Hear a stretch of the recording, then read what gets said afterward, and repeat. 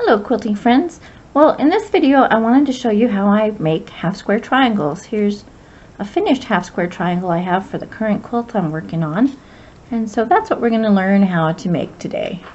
I have cut out all of my squares, and then on the back side of the lightest color I'm going to draw a diagonal line right down the middle. So I'll line up my ruler on the edge here. And I have to move it back a little bit so that I end up in the middle, because if I put it exactly there, my line's going to be too far over. So you just kind of have to know the thickness of what your pen you're using, or pencil, whichever. I'm tending to use a Sharpie, a fine tip Sharpie, because for one, the line shows up really well for me, but also as I'm going to be cutting this line later, it's not going to matter if it bleeds through, because it's not even going to be a part of the quilt. So I'm going to check my width here, and it looks like I'm right on. So I'll draw my line down the middle, and there we have my guideline for when I'm ready to sew.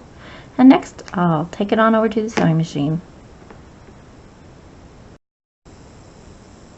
Now at my sewing machine, I've started with this little scrap of fabric that I've just put through there, and now I'm going to put my two pieces of fabric right sides together, the blue and the white.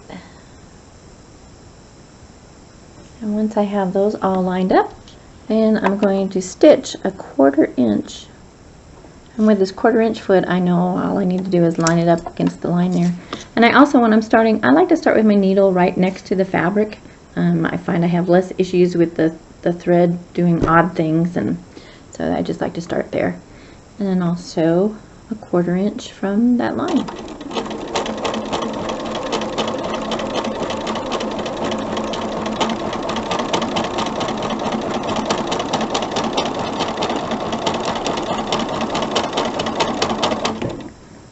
Now in the pattern I have made these squares so that they're oversized, and that will give us room to trim after we have them all sewn.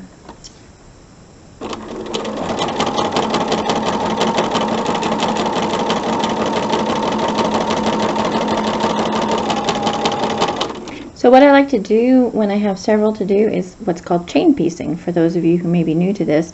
And so as you'll notice, I just sew right off the edge of that piece, and I bring in my next two that I have put together and start them exactly the same way.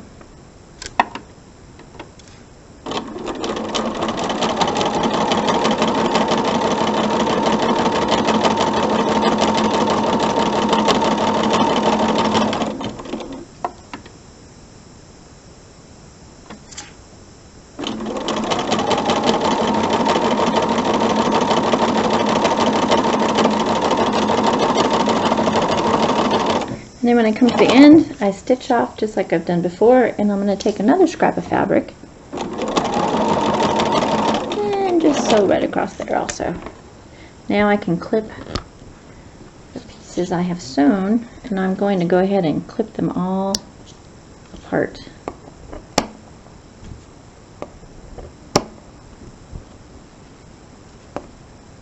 And clip off that little starting piece I had.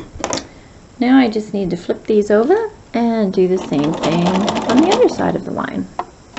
And it doesn't matter which side, I could just as easily sew on this side. It's just my habit for some reason to sew on that other side, but it really doesn't matter.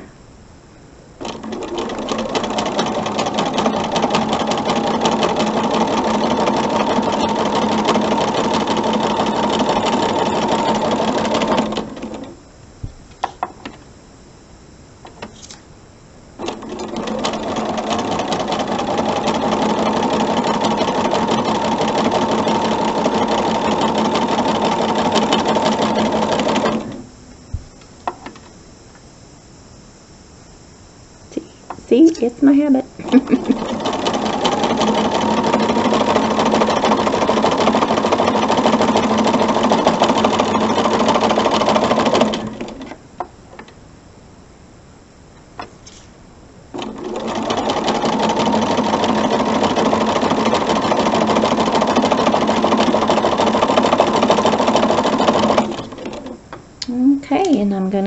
with another piece of scrap fabric. Now I can clip these apart and I will be ready for the next step. Alrighty, so we're ready for the next step, and before I do that I wanted to show you, which I forgot to tell you before when I was drawing the line on my thing, squares. I have a clipboard here, I'm trying to get you to see it in the video zoomed in there, that has a piece of very, very fine sandpaper attached to it, and that's what I put my fabric on when I want to draw lines, because as I'm drawing the fabric doesn't slip and buckle and the issues you have if you're just doing it on a regular table. So my little tip, use a fine piece of sandpaper. That I found mine at the paint department of one of our hardware stores, and it just works really well. Okay, so the next step, quite simple. We're just going to put our ruler in place, line it up on our little line there, and cut them apart. Okay, I've cut apart all of my squares, and so now I'm going to flip them so that the dark side is up, because I want to press these to the dark side. And so to do that, I'm just going to set my iron on here to set the seam, is what this is calling. Then flip it open and just kind of press my iron on there, and I'll set it, and I just hold it for a few seconds just to get it to lay nicely. There it is. So we have our half square triangles, and the next step we're going to do is to trim them to the size we need for our quilt block. Alrighty, so we're ready to trim our blocks, our half square triangles now. And so for this one, I actually need to trim these to 2.5 inches. My favorite ruler for doing this is the block lock ruler, because it has this kind of a indentation along here that just locks into place along that diagonal seam, so that I can just trim the two sides. And I'll turn it around and flip the ruler over and line up my 2.5 inch lines there.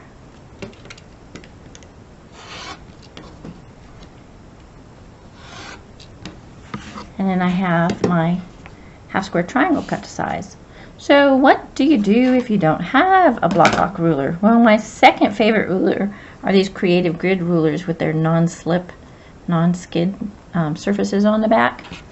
And so the main thing you need to do is line up this diagonal line with your diagonal seam line. I'm just going to flip this over so you can actually see my nice 2.5 inch marks here. So I'm going to line up that seam line, and once I'm satisfied with how that looks, then I'll trim those first two sides.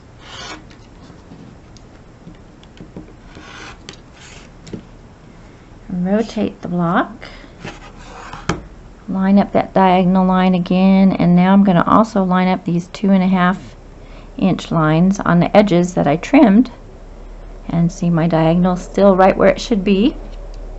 And then trim the final two sides, and I have my half square triangles ready for my quilt blocks. Well, I hope this has helped you in seeing how to do the half square triangles, and give you some confidence in giving it a try yourself. So happy quilting!